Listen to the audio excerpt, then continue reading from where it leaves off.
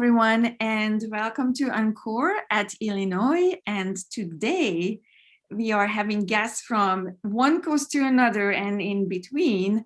And we are talking about the importance and impact of a community-based organization or ensemble. I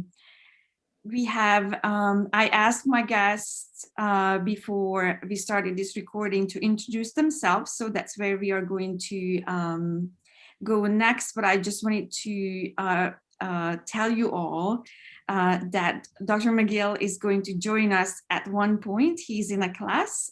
So when you see somebody else popping up, that's Dr. McGill, and he probably will have no idea where we are, but I'll keep in touch with him via chat, and he'll know what's going on, and he'll take part in our conversations. So our first guest is Angie, Miss Angie Johnson from Chicago or Naperville, and I pass the button to her to introduce herself and her organization.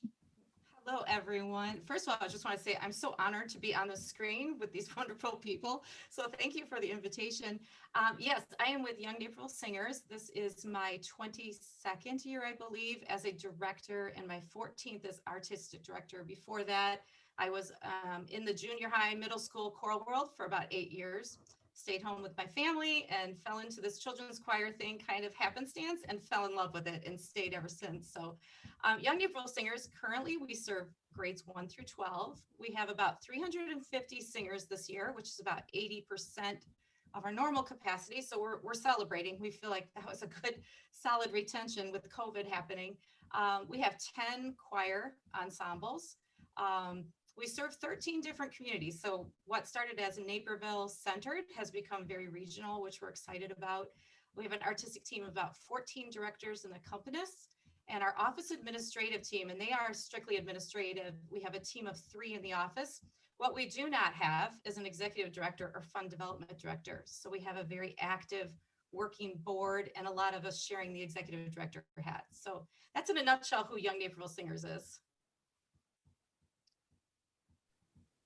Thank you. Am I next? Yes, thank you. Okay, I'm Ann Matlack, and I have an adult community choir in New Jersey called Harmonium Choral Society. And sorry, come on, camera. Harmonium is about 100 singers, at least we were pre-pandemic. And it is an auditioned choir, and it ranges in age from high school students of kind of an all-state level through retirees. Now that I'm getting older, I don't even want to guess how old some of our older singers are, but a really dedicated crew, and actually do skew a little younger than some choral societies. We have a lot of people in their 20s and 30s and young teachers, which I've tried to appeal to by being really challenging. But we're still a community choir. You pay dues to be in it. We did have a wonderful accompanist and a chorus manager, and we were trying to transition into having an executive director. So we did we spoke to our chorus manager right before the pandemic, because we didn't know what was happening, that we were going to do this transition, and she stepped down, and we gave her a severance, and it was, it was a big step for our organization. And then the pandemic happened. So we do not have an executive director, but I'm still getting paid, which is nice. So I'm basically the only staff member left, and I'm working very hard, but I'm really happy, because the other thing you should know about community organizations is that the board is so important, as Angie was mentioning. And our board had really gotten all their ducks in a row because we were trying to do this transition. So I have a very active working board who've been fundraising and trying to do things over Zoom. My group has still met on Sunday nights over Zoom, and who knows what's going to happen, but we feel like we're still a very viable group, and we've always done a lot of collaborations and a lot of wonderful things in the community. So I'm really happy to be able to be here and to talk to you about that. Thank you. Dr. Jenkins? Oh, sure. My name is Lynnel Joy Jenkins. I have the pleasure to be a school teacher in the public school system, in New Jersey, in Hopewell Valley Regional School District in Pennington, New Jersey. I teach 6th, 7th, and 8th grade choral music. So Angie, I'm still hanging out with the junior high, which is really cool. It's just such a wonderful, refreshing experience every day. Been teaching there for 13 years. I think this is my 25th year of teaching overall, but 13 years at Hopewell Valley Regional School District at Timberlane Middle School. I also have the joy to serve as artistic director of Westrick Music Academy, formerly known as the Princeton Girl Choir. We were the Princeton Girl Choir for 30-something years, but then sadly, one of the pillars of our choral community had to close, unfortunately, which is the American Boy Choir School. And Dr. A, we used to come, when I was at the American Boy Choir School, we used to come all the way to your church all the time in Madison to be able to perform. But we've lost them, unfortunately. And so we tried to find a way to still engage our community for boys and keeping them singing. So we started the Princeton Boy Choir. So once we added the Princeton Boy Choir, we changed the name from Princeton Girl Choir to Westrick Music Academy, which is the home of the Princeton Girl Choir, Princeton Boy Choir, and several education programs, such as like our Polka Voce, which is for 1st grade and 2nd graders. And so we serve a community from 1st grade all the way through to adults through our education programming, allowing them to take ukulele for some of the adults who would like to via Zoom. Also serve the adults, in piano, conducting and things of that nature. Our choral programs, there are 10 choirs between the Princeton Girl Choir and the Princeton Boy Choir. And we have about 300 singers post-pandemic, which is absolutely amazing. We only lost 20% of our singers, and we're so incredibly honored that they still want to continue to be engaged musically through our choral programs and our education programs. There are 3 full-time staff members, an executive director, an education director, and then a office operations manager. The rest of us are part-time, but it's full-time work, as we all know, in the arts. So as my role in artistic director, and then I have a wonderful artistic staff of 5 directors and about 7 accompanists who, as we call them, piano collaborators, to be able to assist us. And so we're just so honored to be in the central New Jersey area and being able to serve our community with wonderful choral and music education programs. Excellent. Thank you. Thank you so much. And Ms. Ramos. Hi, everybody. What a wonderful thing to meet all of you on this. It's inspiring. My name is Paloma Ramos, and I work with Harmony Project. I've been working with Harmony Project for 12 years in our programming department. So Harmony Project is a nonprofit whose mission is to support college access through instrumental music primarily. We are known as more of an instrumental music program, but we have always had a vocal component, sometimes stronger than others. But we have always had a vocal component. We have 28 full-time staff, and that full-time staff is our development department and executive assistant, executive director, and we have a large program staff that works with our teachers in different areas of the city. We also have a social services department that works with our students and our families. So we have currently 2 full-time folks in that department. And we have 2 full-time folks in our college access and alumni support department. It was not always like that. We didn't always have a fully fleshed out social services or college support department, but we have devoted resources there. We also have 45 at the moment teaching artists that are all independent contractors. In some times we have had many more teaching artists, 80 to 100 on our team, but because of COVID, we've really scaled back, and we have 45 that we're trying to give sort of a little bit more work to those 45 instead of having a lot of people doing 2 or 3 hours a week. We currently serve 2,000 students in the LA area and another 500 in 7 different areas of the country. We have an affiliates program that has in various cities around the country.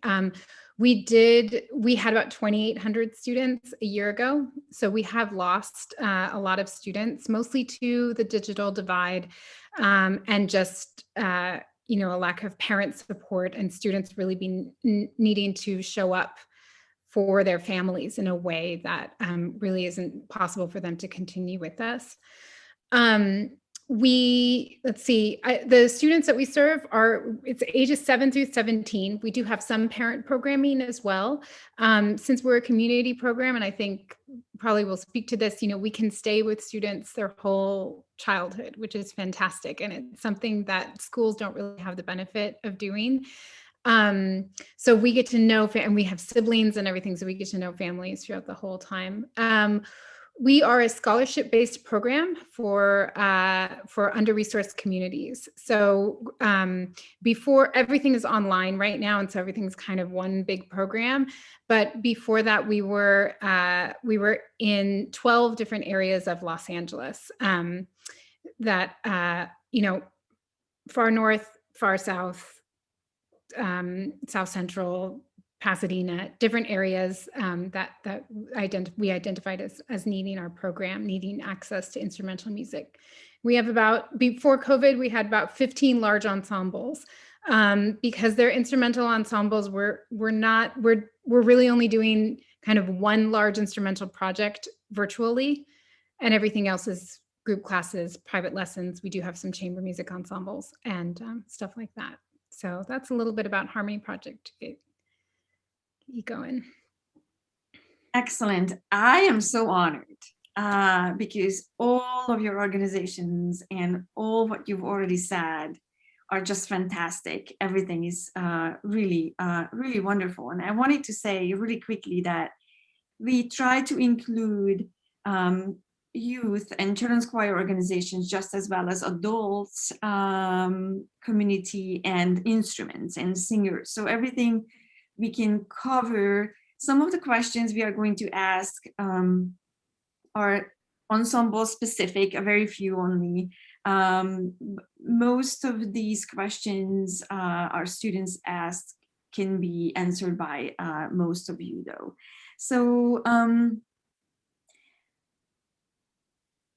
community impact, and that's what our first question goes or asks, what goes after. And I wanted to say that Dr. Ann Matlack and myself, last time I've seen her was 20 years ago, because 20 years ago I sang in her choir for a year. I lived in New Jersey, and I asked her, and I promise whatever I say right now has something relevant to this, but I asked her once because I thought she was fabulous and I was young and I knew nothing. So she was fabulous, and I asked her, why don't you teach in a college, or why don't you, I don't know. I thought, why do you just, myself in my 20 years young, mindset, I thought, why aren't you working somewhere at a big college or something? And she turned to me and said, I'll never forget this. That said, because this is where my heart is. I love my community choir and I love my church choir, and that's what I want to do. And I stopped for a moment, and I always carry what she said and the passion she has with me, because I myself have, a little children's choir here in the middle of Cornfield, Illinois. And it's just, and I love it, and I didn't understand at that time. And that's why you're all here, because that passion I actually gained for the community ensemble as it is coming from Harmonium Society back in New Jersey, and this is what we would like to kind of pass on to our students. So our first question from one of our students is, what is the biggest difference you saw in the community after they began to get more involved in the music making of their children? What is the impact you see of your organization in where you are? And the order could be whoever wants to start first. And since I was talking to you or about you. Oh, well, I do want to respond to what you said because I'm just really, really touched. And I also want to say once I was very young, younger than even 20 years ago, and I did think that the be all and end all would be to get like a college job. But as I worked with my community choir and I got to build them pretty much from the ground up, I did say that there are 100 voices, but it was 35 when I came to them. Um, and something about building a program and then having people that stay with you for 10, 20, 30 years is amazing. And that's not something in college you're going to lose. It's going to turn over every 4. So there is something wonderful about that. Over every other year. Or every other year. And I also do work with a church choir, which I didn't mention. So yeah, I can't really answer that question about our children, but in terms of our community and the impact of our community choir, and then their whole family starts to realize that, oh, Harmonium is a family. And we refer to people who don't sing, but we call people Harmonium spouses because they have to put up with, the Sunday nights and the concert week and all those kind of things. But the whole community, your audience, they become like a family. And I know we're going to talk about that more with other questions later, but it's quite likely that some of you will end up with a community choir, and the fact that you can build relationships both with your singers and with your community are what make it so special. And that takes time and commitment to kind of stay. So. Absolutely. Anyone else? Angie, do you want to? Sure. Make sure I'm unmuted. I was excited to be in this conversation because for many, many years, Young Naperville Singers was started with kind of the notion of we're going to nurture our children. And it was very internal, like very focused internally, which was wonderful. And then when I took over the artistic director position, we began to kind of turn our attention outward and grow. And we began to grow way too fast.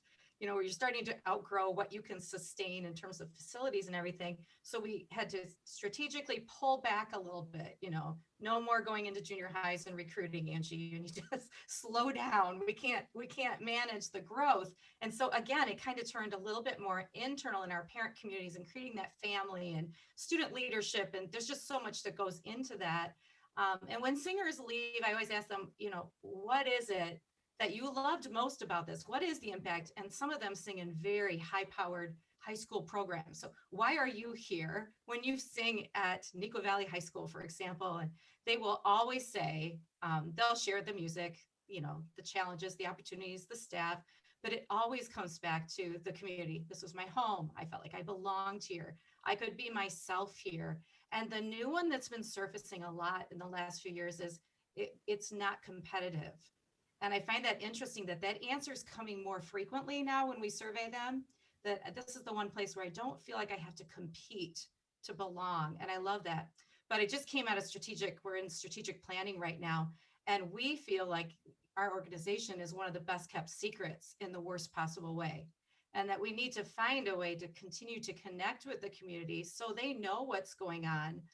But our impact, I feel like, has been very individualized to families and singers. So I had one singer come back to me and say, you remember when you said that YNS, we call it YNS, Young Naperville Singers, is going to ruin me in the best possible way because I'll no longer be content to just live my life and earn money for a job? She said, I tried. I went to college. I tried to just do a job that would make a lot of money. And she said, I'm not happy. And I blame YNS. She's like, and she was turning to education. She was going to become a teacher. But I think that's been our strongest impact. And families that say we're a YNS family, like we all love YNS, even though we don't sing. But I have this hunger that we need to connect to our community at large better. Maybe later, there was a couple events we were kind of forced into doing in a way to earn some grant money that opened up some new avenues of doing that. And maybe that'll come up later. But I'm really, really excited about this conversation because this is right where we're living right now. Fantastic. For my organization, I would have to say the impact has been between the community and our organization is reciprocal. It's been a very reciprocal type of impact.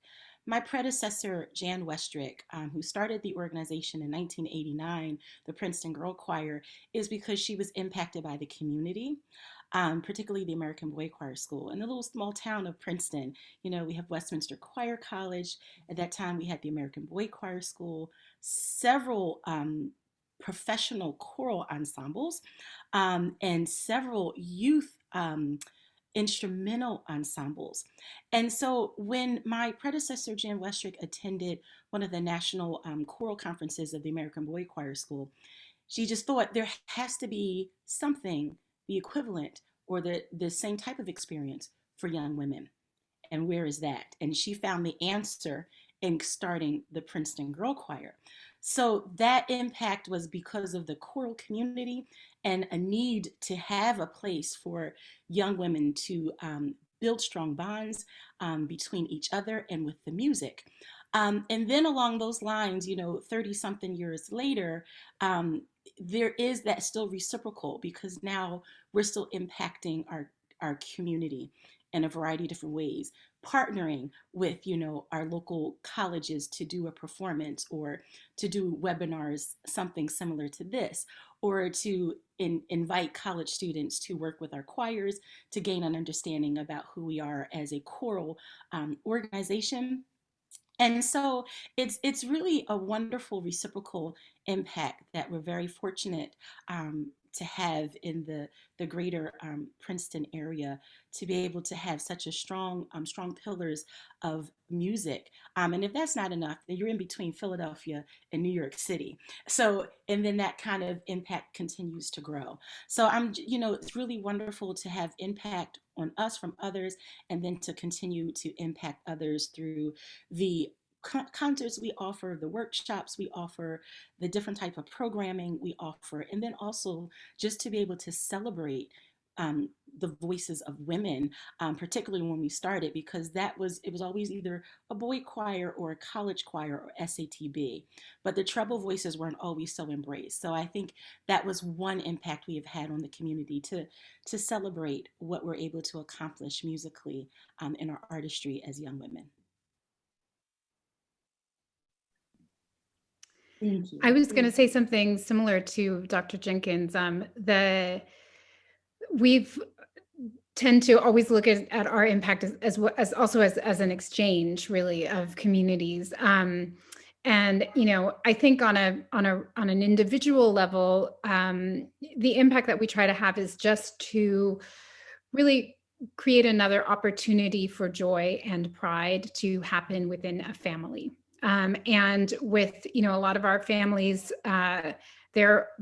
we serve, almost all of our families are low income, and they're, you know, the stresses of being a parent in a big city, in a low income household can sometimes be quite difficult. And so almost all of our students go to public schools, and really there's, you know, a lot of the public schools that they go into, the parents may not have a positive relationship with the authority that they have to deal with at the public school. They may not feel like they have, you know, even the language skills to advocate for their child within that system. And so it's really important for us to create a connection that just gives them a chance to connect with their child and have a moment of pride and joy in something that their student is doing, because I think that can sometimes be hard to find in the big public school system.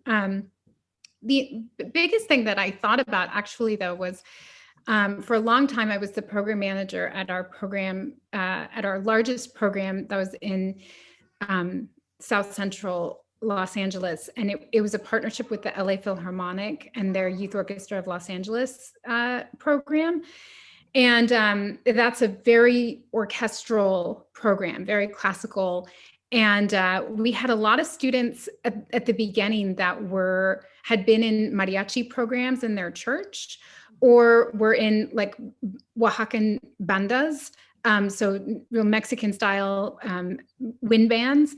And they came to us with like some real chops on their instruments, but they had a hard time. They weren't always learning how to read music, or it was coming with holes because their teachers were, you know, real good in this specific genre, but they didn't know how to sight read very well. And so that was really interesting for us. And it's, you know, it really presented as a very literal exchange of finding opportunities to perform alongside their mariachi groups, incorporate a mariachi class into our program.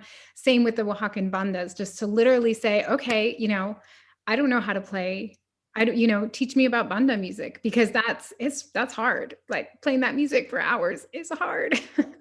And, you know, that has something of real value. And, you know, just say one more thing that's really exciting to me right now is we have several alumni now that have gone into music school, and we've hired a few of them as teachers and as part of our program staff. And, you know, we have one particular student, she's a bass player who went to the Eastman School of Music, and she has this amazing podcast called Classically Black. And she's creating this community of young Black music educators around the country. And we're learning from her, you know, about this, really this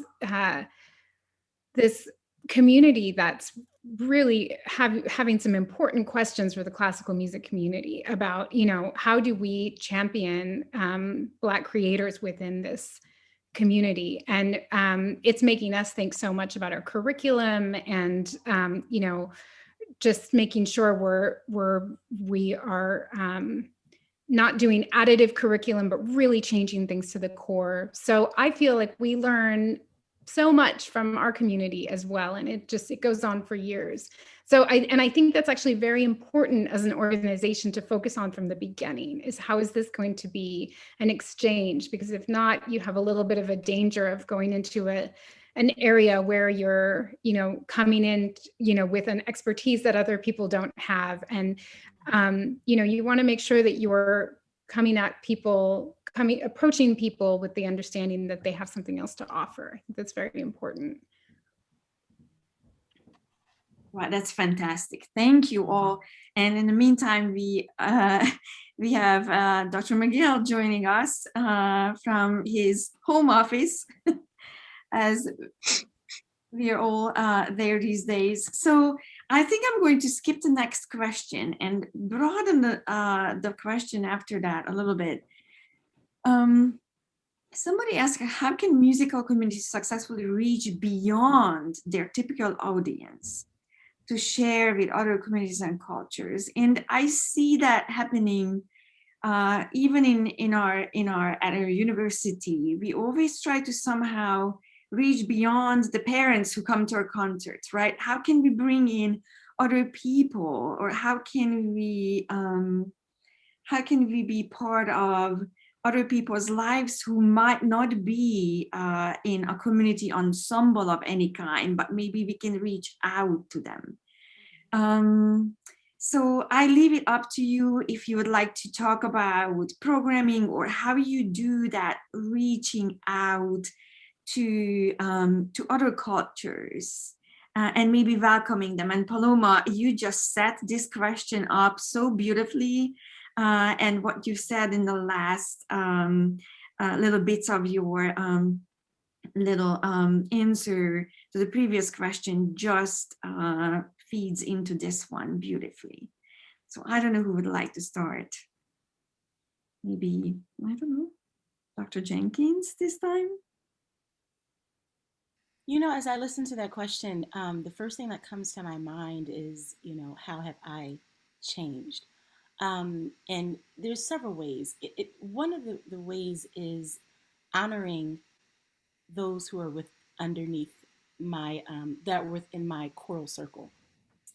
And in my choral circle, there is a beautiful, you know, of different shades, of different ethnic backgrounds. And I'm just so excited about when we can set up a way for them to be able to share who they are and bring the whole totality of who they are to our choral space, which is really wonderful. And being able to honor them first, and then that connection with them then connects with their parents and then connects with their families. We were doing a piece by composer Rena Ishmael, who is an Indian American composer from the California area, and it was so powerful because many of the girls and boys look like Rena Ishmael and have this, not the same story, but a lot of the similar stories, and they share a lot of the same stories, which was wonderful. And just the impact that she had on them, I'll never forget. And the words of wisdom, as she was empowering them as young women to, be the engineer of their own atmosphere and to start composing and arranging. And one of the middle schoolers said to me, how come we didn't commission her to write a piece? And I was like, that's a brilliant idea. Why didn't we do that? Why didn't? And I like the fact that they said we and not I, because we're part of the community. And finding ways to bring composers in to have impact on them, and then working on repertoire that would be, that would represent those who are within our community, and then also seeking those bodies of repertoire that haven't been touched as of yet to be able to enrich our choral vocabulary, which is very important. So just to sum it up, I think just to first honor the backgrounds and musical backgrounds that I have within our choral circle, connect with them and connect with the music, and then hopefully connect that with their families, and then bring in artists who can help us to make even a stronger connection, who are experts in that particular field or have that musical background that they could be so willing to share that with us. I'd like to go next because I just agree with everything that Lynnel just said. So yes, exactly.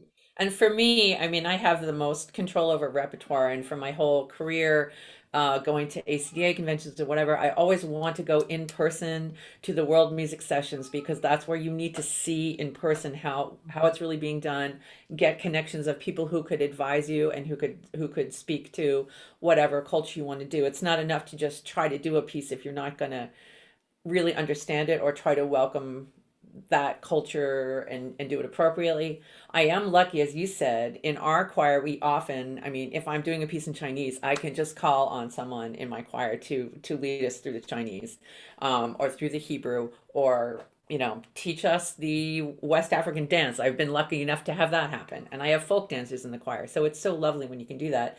And when you can't, you can usually say, hey, who knows somebody in the Latvian choir who can come and do the Latvian for us? And then you're making all these great connections and bringing in more audience. And then always thank those people, thank the composers that you've invited, let people know that you're singing a Latvian piece, let the Latvian choir know that you are trying to do that with, there's so many good ways to connect like that. What cracks me up about your question, though, is like outside of your typical audience. Well, what is your typical audience is actually the question. You don't want a typical audience. You want to just constantly be trying to broaden who your audience is by, my way of doing that has always been by doing a huge variety of repertoire around a theme. So yes, a concert makes sense, but it's gonna, you might ask a question about this later, but I'll go ahead and answer it now. It's gonna encompass something. You'll find something you like, and my audience has come to trust me. I might go and hear something I've never heard before, and it might actually be a little weird, but I'm also going to find something I like that I've never heard before, and then I also might hear some Brahms, because there's that as well. And as the more I see our young people who come, a lot of our high school kids come back after college to our choir, which is what makes it strong and young, because they want that challenge that they had in college. Well, I start realizing there's so much repertoire now. Their holes tend to be in the sort of Bach and Brahms. As much as I agree that classical music has been, the Germanic white tradition has been way overrepresented, but not by my choir. But anyway, but it can also not be just completely thrown out so that you have people who don't know a rich heritage of music that they could also be singing. So what is the typical audience? I don't know, but you want to reach them through your programming, through communicating that. And the other thing I love about my community choir is the multi-generational aspect. The children's groups have that between parents and kids. And as you said, Angie, like cradle, from 7 to 17, it's similar at my church, like you get to keep them and mold them. So I love it that when we take a small group into schools, I want those schools to see that these people might be like as old as your grandparents singing in front of you. And aren't we still having a great time singing? So you might play hockey now, and maybe you don't play hockey when you're 60, but you might still be singing when you're 60. Look at us having a great time and singing the same song with you. So the multi-generational connection that you can get through choral music is just so great, and something that can definitely be exploited as you try to reach out into your community. I was going to say, one of the first places that's easiest to start with this is collaboration. Who in your community can you collaborate and do a concert with, or a mini performance in a church? And then you automatically bring in a different audience. And that's something, I think that's an easy place to start if you find yourself in a community organization or wondering this. The other thing I feel like COVID, this whole situation has been so difficult, but there's been some real gifts coming out of this.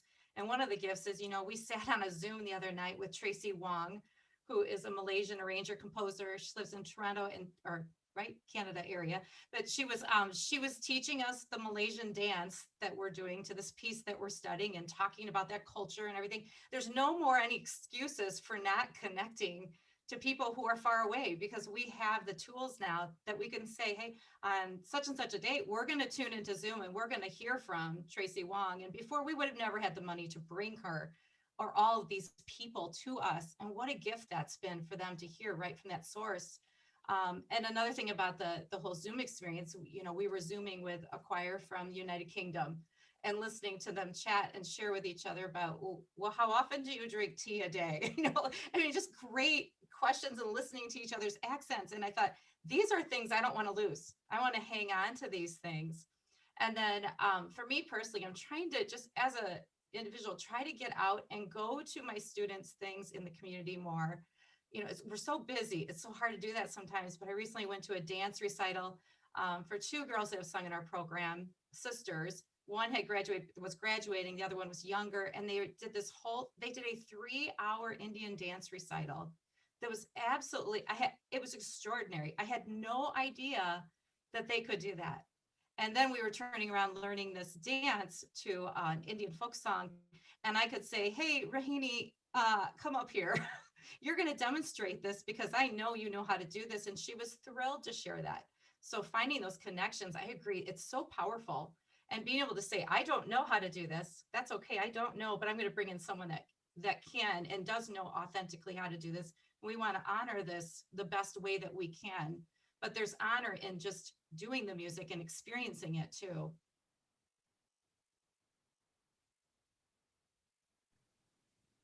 Thank you, Angie. Paloma, would you like to add something to this?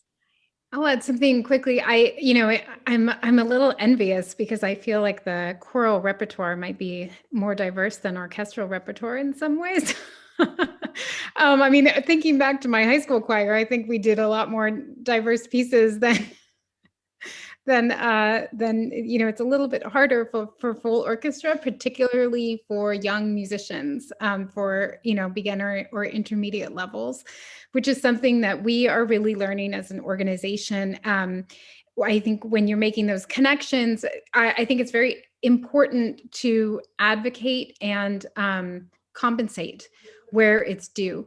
So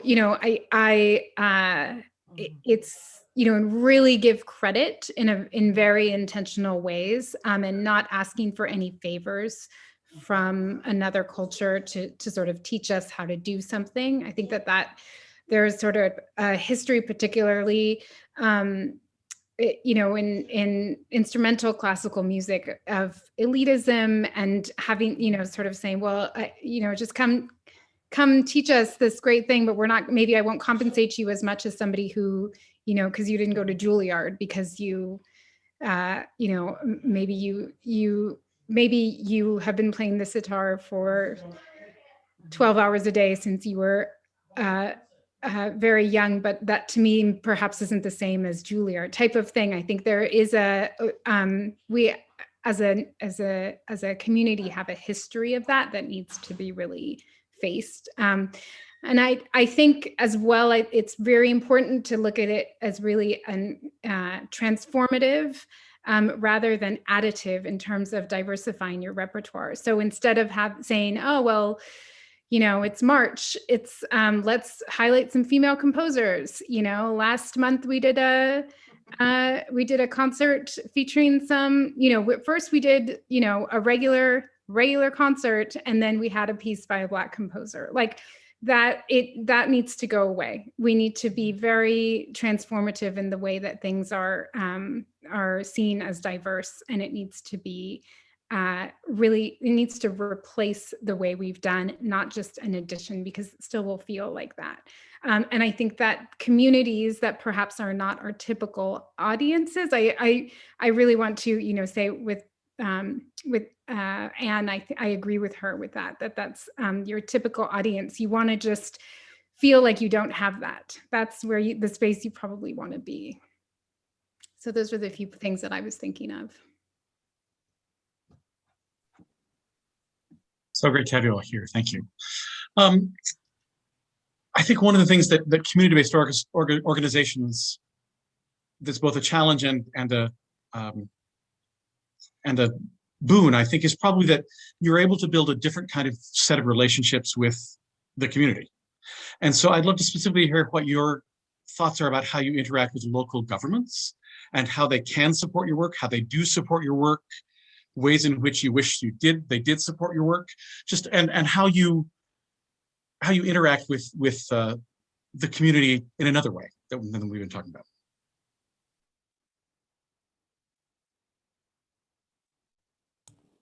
Local governments is a tough one, and it's certainly not something they taught me in grad school, along with how to deal with a board. Those are the two big things. But we do have a very good arts council in Morris County, and it's important, like pretty much what we've been talking about is relationships. So your relationship with your arts council and with your local leaders is really important. And when you can always make sure that they're being invited to your concerts, that they're getting comps, and that your leaders, that your mayor, if you have a chance to go sing it, the national anthem with some of your kids for, New Year's Day or whatever, then do it, just to build those relationships. And again, that takes time, and it takes sort of just having your feelers out to realize how could we be a part of this. I feel lucky that Morris County has a first night, a New Year's Eve performance, which has always been, we've always done an appearance at, and it's always been a chance for us to meet a brand new audience. People come to first night and they kind of wander around and say, oh, this looks fun, this looks fun, this looks fun. And that's been a good way to get to know, for new people to get to know us. I guess that's the last question. Whenever we have a chance to, it's October, Arts and Humanities Proclamation, will you send somebody from your group? Do it, all that kind of thing. So that's sort of just the very basic, but it's about relationship building and about keeping your eyes open as to how your community can help or fit into activities or causes that might be going on in the greater community. I was going to say we're wrestling with this issue with very busy singers. We consider ourselves complementary to what they're doing already in their lives and their schools, as opposed to some organizations, no right or wrong, but you are ours and you will be with us 2-3 times a week. So we have a very different culture in that we share them with everyone else, and sometimes we take the backseat. So balancing how often you're in the community, but being more present in the community. We do have an arts grant that for many years we really were relying on. It was a lot of money, and it steadily has declined. And interesting comment about boards. Boards can really change things. And a current board that was there for the past, I would say maybe 6 years, the makeup of the board changed the whole focus and mission of this arts grant to being event centered. So no longer could you ask for general operating expense because you're an arts organization. This money had to be tailored to events that were going to benefit the community. It's a 1% food and beverage tax downtown that goes into this fund. So after we got over all of our kicking and screaming and being upset that this was changing and far beyond the scope of what we believe it should be, you got to get beyond that and go, okay, this is an opportunity. What can we do? And actually came up with a couple different events that really changed our programming in the best possible way. We were able to collaborate with some professional ensembles, but we did a mental health awareness concert where we really were beginning a conversation about mental health and the stigma of mental health. And that particular season, I had at least 10 singers that were inpatient at some point during the year. It just happened to be a real hot topic that year. I think it still is, but that particular year was really pronounced and brought in, a different audience and brought in awareness and brought in all of the youth service mental health organizations from across the region joined us, and we did like a resource fair after that concert. That may never have happened had we not had the challenge of thinking outside the box to get the grant money, is what I'm saying. So it really was a blessing in disguise. And then 2 years ago, our last concert before COVID was in February, and we did a young women's empowerment leadership concert. Leading up to that, we contacted all of the women leaders in our community, had them come for last 5-10 minutes of rehearsals and share something as simple as, what would you tell your 15-year-old self if you could go back, and what do you do, and what is your field, and what was your journey getting to where you are now? They joined us for the concert, and we had them come on stage and sing Brave by Sarah Bareilles at the end with us, which they thought was just a hoot. Some of them had never been on stage to sing before. And we're like, don't you worry about it. They're going to be singing. We're not going to hear you. There's lots of voices up there, and they did. And then we had a fair afterwards where we intentionally made sure that we had 2 or 3 girls that were going to come up and ask them about the field, like the head of the emergency room at the local hospital, and talk to them about nursing and made sure we had intentional connections. An article just came out, the top 100 women leaders in Naperville, Illinois today. And I was reading through the list, and I'm like, a bunch of them were at that concert. And I had one say to me, I had no idea. I thought your concerts were like recitals. Like, it just had you realize how many assumptions are out there about what your organization really is like. A woman that's on the council, one of our council women said, I cannot believe what I just heard. And so by finding an intentional connection, just comping tickets to come to a children's choir concert doesn't always cut it.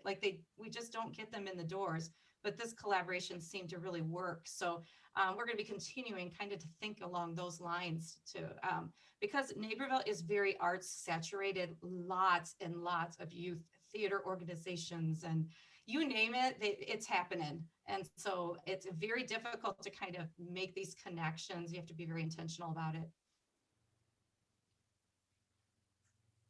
I'll say that we have also been real intentional about trying to make connections with local politicians and with our county supervisors, council members, with the mayor's office. We're also, I think if the city that you're in or the community that you're in has any sort of arts commission, the LA County Arts Commission actually just recently was turned into an actual department of the county, which was I think a really significant change and an important one. So, we make sure to be in as close contact with that department as we can. There's also a great group here called Arts for LA that really works as a collective with arts organizations to advocate on a local level and give information about even nationwide different actions that people can take to really support arts. If there's anything coming up in local elections that we can help further, a bond measure or something like that would help arts in schools, we can come together as a community. I think it's really important. From sort of a level of how can you make those connections happen, without overextending staff, which you're an arts organization, you probably already are. You try and take advantage of most invitations to anything in the community, because you never know who's going to be there, or who, it may even just be the secretary of somebody who works, the husband of somebody that works in the mayor's office, or just like, you never know who's going to be there that may be able to make a connection for you. Because I feel like our connections have come from some really unexpected places. And making yourself available to perform around the community when an invitation may come. And as I heard before, like just really continuing to invite folks to come to your performances, even if there's lots of unsuccessful invitations. Just keep doing it, because, you know, obviously folks are busy, but I think even just being able to see that email gives them a hint that you're out there. Yeah, I would agree with all that has been said, and it's been said so beautifully. I would only add that I think I have to take this question to my singers, because many of them are looking to be in government or to have leadership in that, and finding ways where we can make sure that we can have those connections as well as have the support. Financially, we always love the support to be able to continue what we're doing. And we also would like to be able to have the presence, and that the arts is so important, and that it's appreciated, as well as supported. And just finding ways, as Angie had said earlier, finding opportunities. And if the opportunities are not there, present the opportunities and create those opportunities. If you're having, you know, a particular event that's happening at the governor's mansion, perhaps we could be able to provide some music for it, or be able to, you know, partner with you in some kind of way. So if the opportunity doesn't present itself, I think we have to start being creative. And one way is just to empower our singers to give us some ideas about how we can build those connections and gain the support, as well as the emotional, as well as financial support. Fantastic. Thank you so much. I'm looking at the clock and we only have 5 more minutes. I think skipping some questions, I would like to ask one particular question from Paloma, if you don't mind, just quickly touch on how do you get instruments? And how do you cover that for your students? Because I know you are working with lots of low-income families, and somebody asked this question, and I really would like to get at least a short answer for that. Yeah, sure. I mean, we buy them it's part of our budget. So it's all of our students receive an instrument and instruction for free. All of our students are low income. You know, I think even so, our metric is the same as if you're getting free or reduced lunch. So if you're double the poverty line, you're considered low income, and you're able to enter into our program on a full scholarship, which means instruments and instruction. But I will say that even like below that, you know, I mean, music education is so expensive. It is a barrier, the cost for lots of folks who are above that line. And the difference between somebody who is double the poverty line and somebody who is at the poverty line, there's a really big difference in access for their children. And so those are things that we really have to take into account. I mean, one significant barrier that we haven't been able to really, you know, minimize is transportation. So folks that don't have a car for some of our programs, it's really hard for them to continue in our program. And we haven't been able to get to support transportation. Our programs are generally very big, and students come from many, many different schools. And so that's not something that we've been able to kind of get across. But for the instruments, it's part of our budget. We have relationships with lots of suppliers. We have a great relationship with Eastman for their string instruments in particular. And so they have a warehouse actually outside of LA. And on a bi-monthly basis, we pack up our van with a bunch of repairs, and they repair them all for free. And And we do have several different relationships with some string suppliers and bow suppliers and luthiers in town and different repair shops in town.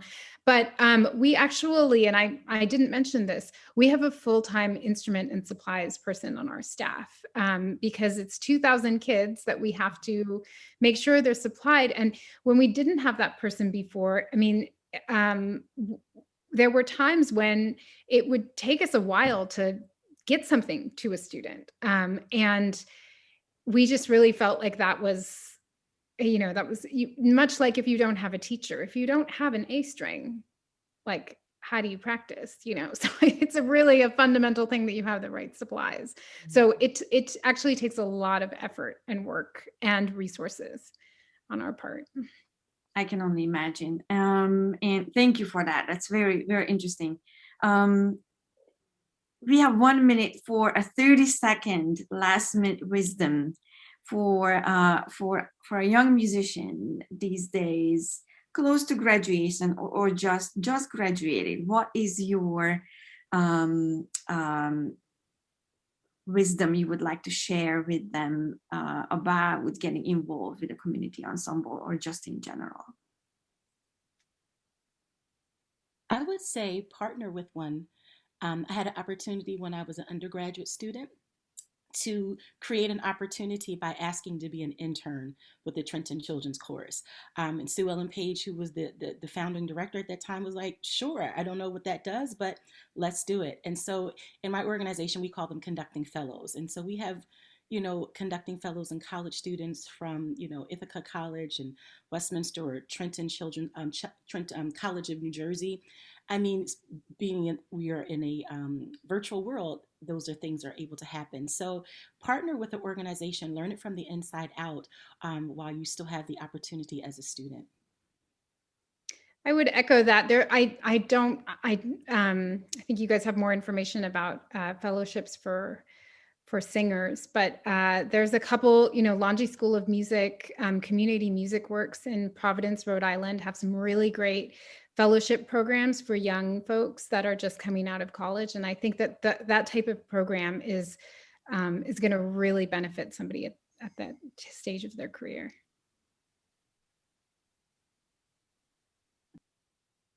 Angie, and I was just going to mention to seize every opportunity to do things, even if it feels outside of the scope of what you think you're going to want to do. What I entered college thinking I was going to do as a piano person, not having sung much at all in my past, except for community church choir, and coming out of college thinking I'm going to be a high school choral conductor, having had the chance to conduct in college and experience that, and then ending up in the junior high world and going, how did I get here? And falling completely in love with it, absolutely adored it, and be all in with all of those experiences. Nothing is beneath us. And you learn and grow so much from every single experience. Be a camp, if you're going to be a teacher, be a camp counselor, volunteer in Sunday school, lead Girl Scouts, wherever you can mix and mingle and rub shoulders with kids and young people is very advantageous if you're interested in going into this. And then when I found myself in the children's choir world, it was really just because I wanted to keep my feet conducting. And then I fell in love with the whole idea of, oh, this really is exciting. I can work with a board. Budgets is my least favorite thing, but it's still kind of fun. And I get to mentor staff now. I have impact on families. I watch kids get excited that they're part of the 12-year club because they've been in YNS for 12 years. And you mentioned the siblings and everything. That's an exciting world. And I found the perfect fit for my introverted soul who loves to teach 2 choirs a week still, but yet I get to dream and strategize and plan and mentor. And so I would say the biggest piece of advice, do as many things as you can because you don't know where you're going to end up, but you will end up where you belong. I have confidence that that's going to happen, and be all in wherever you are. I agree with that word. Like, you love it. That's why you're in school doing it. And I want to speak to that word amateur, because Robert Shaw would always say that that amateur just means, it doesn't mean you're not professional. It means you do it for love. So you are in there working with people who are doing it because they love it too. And you need to respect that. And just if you end up working with an amateur chorus that is a wonderful thing. And be demanding and ask for excellence. It doesn't mean they won't be fantastic. And it also means these are people who are living their lives. This might not be their vocation anymore, but it's their avocation. Is that the right way? Yeah. And you are giving their life meaning and worth. And those of us that have been on Zooms with our choirs throughout this whole pandemic, we know how much they miss it, how much they love it, how much it means to them, and how much they can't wait to get back to it, because it's a big part of their lives. So you are literally changing people's lives.